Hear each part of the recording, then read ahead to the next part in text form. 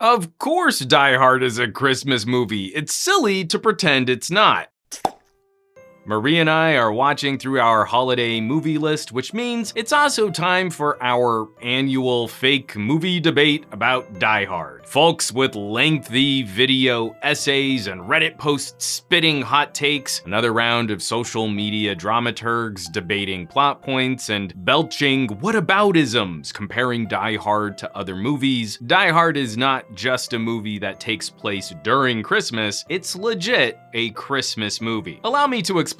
Now, I shouldn't have to say this. It should be pretty obvious that from this point on, we're in massive spoiler territory. So if you haven't seen Die Hard, what's wrong with you? I mean, we're going to spoil important plot points, so go watch Die Hard and then come on back and we'll finish this video. First up, from a technical and production standpoint, a script was written setting the characters in a time and place. The place was Los Angeles, and the time, Christmas time. In many other movies, that would mean a token effort to show a palm tree with some lights on it, and maybe a news broadcast, and then Christmas would probably never be mentioned again. Die Hard does not take the setting for granted. A lot of care and attention is clearly on display, from set design to the score to art direction, which is all meant to evoke a sense of the holidays. I'm not blowing anyone's mind here, right? Like, we all get it when the papers fall from the Nakatomi Tower. It's meant to evoke a sense of snowfall in a climate that doesn't get any snow, right? That one's pretty easy. The filmmakers go to great lengths to incorporate Christmas throughout the film. As a technical filmmaker consideration, Die Hard is right up there with other films set during the holidays. But that's not quite enough, right? For a film to truly be a Christmas film, there needs to be something special about the story. A particular kind of character arc, a lesson learned, or a kindness offered. We can compare this with a film like Lethal Weapon and say, a lethal weapon could happen at any time. It doesn't need to happen at Christmas, which is fair, I guess. The plot of Die Hard needs to happen at Christmas for John to be at the holiday party and for the bad guys to rob the tower because the tower is mostly empty thanks to the Christmas holiday. And sure,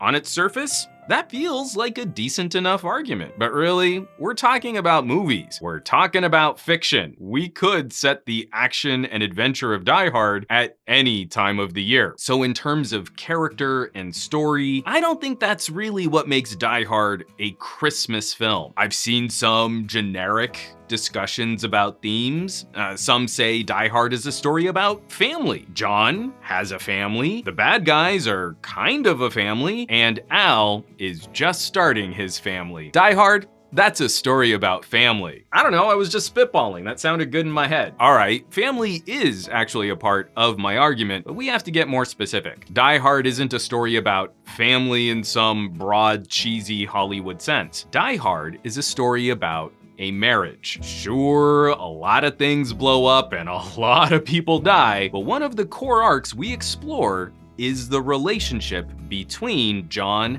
and Holly McClane. What makes Die Hard so fun, this character dynamic quietly simmers under the larger backdrop of a bank heist film. We get to explore their marriage in a really unconventional way. The novelty of this, separating the characters for the bulk of the movie, keeps their relationship from falling into some corny melodrama. This isn't a rom-com, which has come to dominate the holiday genre thanks to Hallmark. These aren't two characters discovering things about each other. These two characters are in an established relationship, and they have quite a bit of baggage. John arrives in Los Angeles and has an insightful conversation with his limo driver. John is a New York cop and his wife took a risk on a business venture in LA. Argyle, the limo driver, totally calls John out on not believing in his wife. John expected Holly to fail. Then, arriving at the company party, John and Holly have a terse conversation, falling into a fight that feels well-worn. There's something tired and rehashed about this argument, like they've had this fight a dozen times before, and the audience is clued in pretty quick on what the state of their relationship is. Then terrorists attack, John and Holly are separated, and after John kills a bunch of bad guys, they get back together at the end with a kiss. Movie over, Merry Christmas. whoa, pump your brakes, not so fast there. The movie does not give up on the relationship just because we get to play with some machine guns. When separated, the two are reminded about what attracted them in the first place, why they were drawn together, and what made them a good team. And one of the things I adore about this film, Holly never becomes a weak damsel in distress. And I absolutely put her on the list of strong 80s female characters. She's not given as much action to accomplish, so she doesn't rise to the level of a Sarah Connor or an Ellen Ripley, but over a handful of scenes, we see she's smart, savvy, and tough. We get to see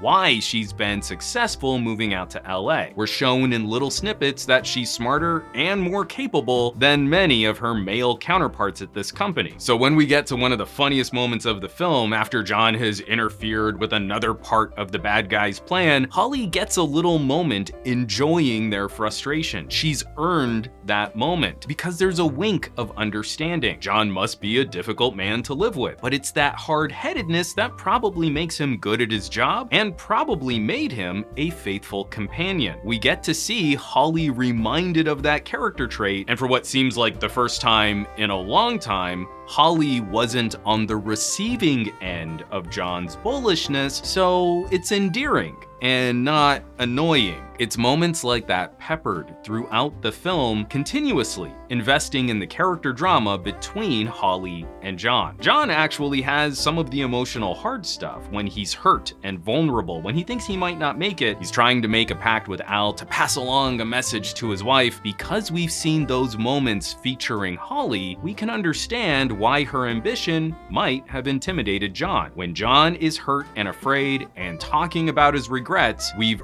earned this moment with John. It's not just shoehorned in because we need some feels or a lull in the action. It means a little more. That thanks to these incredible circumstances, John understands what's really important and that he made a mistake. Again, Al's speech about living with the mistake helps push John over the edge. And this is something John could make right. There's mystery, there's intrigue, the action reaches a climax, Hans discovers that Holly is John's wife, and the filmmakers still lean into Holly as a smart, strong character. It could have been so easy to tie Holly up or gag her, make her that traditional damsel in distress, but they don't do that. The climax of the film depends on Holly and John working together as a team. Sure, John has a gun taped to his back, but Holly is reading this situation, and we see her understand what's about to happen. So when John yells for her to drop, she trusts him in that moment. John's plan can't work if Holly freezes. Being in a marriage myself, I think that's kind of a magical interaction between two fictional characters. Die Hard's relationship drama works because we never have to have that moment where there's a schmaltzy apology or where the two characters see eye to eye and solve all of their marital issues. These issues aren't magically fixed, but these two have survived something incredible, and that's reignited a part of what made their marriage work. We never get the obnoxious exposition dump on who did what or who's keeping score. The movie never spoon feeds us the romantic stuff, but it never forgets about the two characters at the heart of this action film. The relationship is always there. Die Hard is the story of two people remembering what made their relationship work and remembering how to be a team again. If that's not a good holiday theme, I don't know what is. Holiday films can be all kinds of things. Christmas movies can be corny, schmaltzy, they can be funny. Classic holiday tales can be haunting or ghastly. There's no reason why we can't have a Christmas action adventure, so long as it delivers those themes we care about in a Christmas movie. Beyond just the ironic idea that I want to see machine guns instead of a Hallmark movie. You can totally enjoy Die Hard on its most superficial level of good guys versus bad guys. That's absolutely fine. You can appreciate the little details like holiday packing tape, or you can dig a little deeper like I do, and the movie still holds up. Die Hard is something special. No cynicism. I unabashedly love this movie, and it completely earns a place in any holiday movie list. Pop some popcorn, turn on some holiday decorative lights, sit down, watch some Die Hard, I don't think you'll be disappointed. Just a bit of fun as we wrap up the year, as we wrap up the season. Maybe drop some comments down below. What are some of your favorite unconventional holiday films? I think that always makes for a good chat. As always, thanks so much for watching, for sharing these videos, subscribing to the channel.